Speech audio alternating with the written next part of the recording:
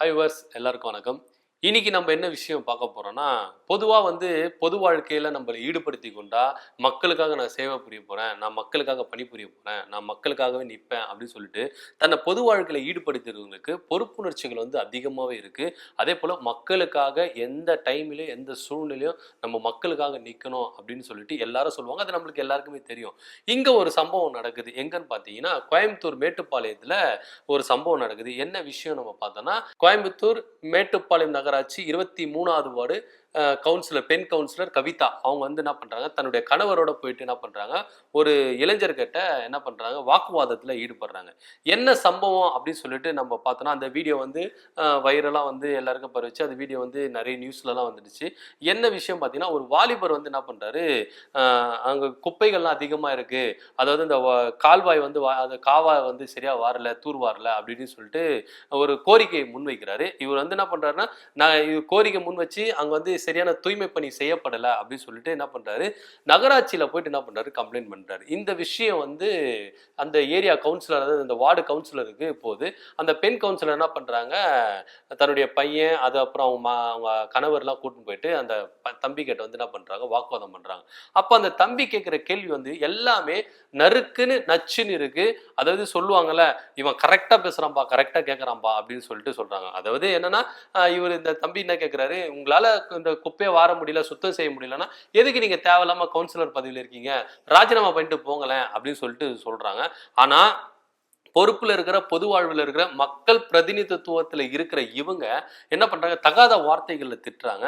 தகாத வார்த்தைகள்ல திட்டுறது மாத்திரம் இல்லாம, நான் அப்படிதான்டா பண்ணுவேன், உனக்கு என்னடா, உனக்கு இஷ்டம் தான், நீ குப்பையை வாரு, நீ சுத்தம் பண்ணு அப்படின்னு சொல்லிட்டு சொல்றாங்க. இவரு குப்பை வாரி இவருக்கு சுத்தம் செய்யறதுக்கு நீங்க எதுக்கு கவுன்சிலரா இருக்கீங்க அப்படின்ற ஒரு கேள்வி நம்மளுக்கு வருது. ஏன்னா இவங்க ஓட்டு போட்டதுனாலதான் நீங்க கவுன்சிலர் ஆயிருக்கீங்க. சோ நீங்க கவுன்சிலர் ஆகிறதுக்கு இந்த தம்பியே எல்லா வேலையும் செஞ்சுக்கிறதுக்கு நீங்க எதுக்கு கவுன்சிலர் இருக்கீங்க அப்படின்னு சொல்லிட்டு நம்மளுக்கு ஒரு கேள்வி எழுது. நிறைய பேர் அந்த கேள்வி தான் கேட்கறாங்க. இது மாத்திரம் இல்லாம அவர் அந்த வாலிபரை இந்த அம்மா, அதாவது இந்த அம்மா மட்டும் கவுன்சிலர் அந்த கவிதா அவங்க மட்டும் என்ன பண்றாங்க, தகாத வார்த்தைகளை நீ என்ன புடுங்கியா, நீ என்ன மயிரா அப்படின்றது சொல்லிட்டு அந்த வார்த்தைகளை சொல்லி அவங்க கடுமையா திட்டுறாங்க.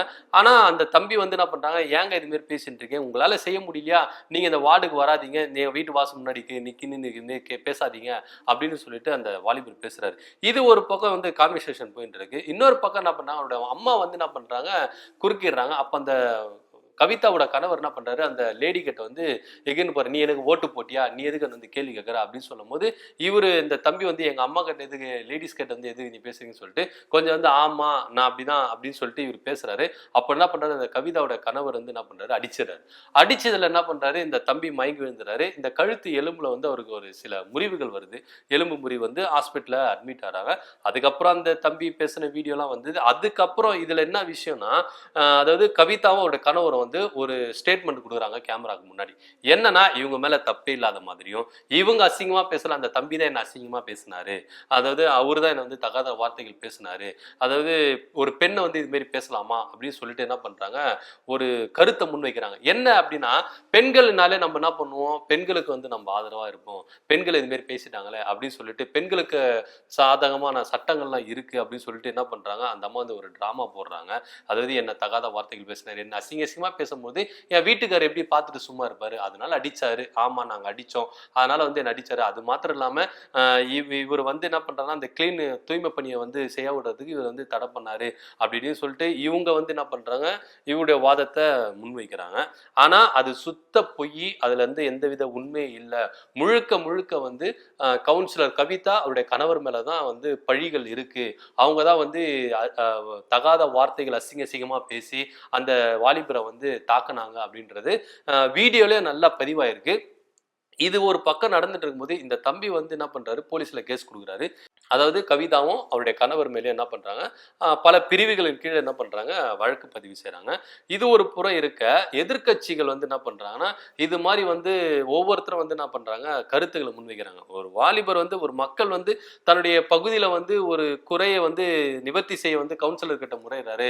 அவங்க கவுன்சிலருடைய வேலை என்ன, மக்கள் பணியில இருக்கிறவங்க, மக்கள் பிரதிநிதித்துவாக இருக்கவங்க, மக்களுக்காக வேலை செய்யறவங்க, அவங்க என்ன பண்ணணும்னா மக்களுக்காக நின்று அந்த குறையை என்ன பண்ணணும், நிறைவா மாத்தணும். சரிப்பா, நான் வந்து எடுக்க முயற்சிக்கிறேன், இந்த வாட்டி இல்லை நான் நெக்ஸ்ட் டைம் நான் எடுக்க இதை ட்ரை பண்ணுறேன், நான் ஆட்களை வந்து எடுக்க பண்ணுறேன், அது மாதிரி சொல்லிட்டு மக்கள்கிட்ட இதுவாக பேசணும்.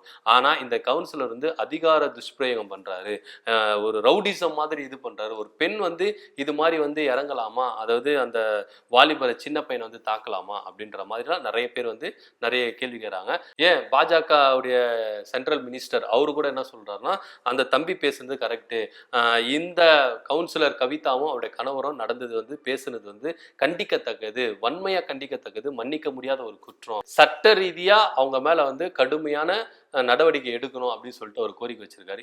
இன்னொரு பக்கம் ஒரு சிலர் கருத்துக்கள் என்ன சொல்றாங்கன்னா, இப்பேற்பட்ட கவுன்சிலர்கள் வந்து கவுன்சிலரா இருக்கிறதுக்கு வந்து தகுதியற்றவர்கள். ஏன்னா பொதுமக்கள் மேல அக்கறையுடனே இல்லாம பொறுப்பா இல்லாம இது மாதிரி வந்து வன்மத்தை கக்குறாங்க, அவங்க மேல வந்து பழிகளை சுமத்தி தகாத வார்த்தைகளை சொல்லி தன்னுடைய கணவரை வைத்து அடிக்க தாக்குதல் பண்றது வந்து வன்மையா கண்டிக்கத்தக்கது. இது இப்படிப்பட்ட கவுன்சிலர்கள் வந்து பதவியில் இருக்கிறதுக்கே தகுதியற்றவர்கள், அவங்க உடனே என்ன பண்ணணும், ராஜினாமா பண்ணணும் அப்படின்னு சொல்லிட்டு ஒரு சிலர் வந்து ஒரு பக்கம் வந்து எதிர்ப்புகளை தெரிவிக்கிறாங்க. ஸோ எதுவா இருந்தாலும் அரசியல் பிரதிநிதித்துவத்தின்படி இங்க மக்களுக்காக பொது வாழ்வில் வந்து பணி செய்கிற இவங்க வந்து பண்றது சரியா தவறா அப்படின்றத நம்ம யோசிச்சு பார்க்கணும். ஒரு பக்கம் வந்து உண்மையிலேயே வந்து என்ன பண்ணணும்னா, ஒரு சில கவுன்சிலர்கள், ஒரு சில பஞ்சாயத்து தலைவர்கள், அவங்க வந்து அதிகாரத்தில் இருக்கிறவங்க, ஆளுமையில் இருக்கிறவங்க என்ன பண்றாங்க, மக்களுக்காக உண்மையா நின்று பணி செய்றாங்க. ஒரு சிலர் தான் இது போல வந்து அதிகாரத்தை துஷ்பிரயோகம் பண்றாங்க அப்படின்னு சொல்லிட்டு இந்த கருத்துக்களை வந்து நம்ம எடுத்துக்க வேண்டியதா இருக்கு. எதுவா இருந்தாலும் இந்த சம்பவத்தை நீங்க எப்படி பார்க்குறீங்கன்றத கீழே கமெண்ட் பண்ணுங்க. நன்றி, வணக்கம்.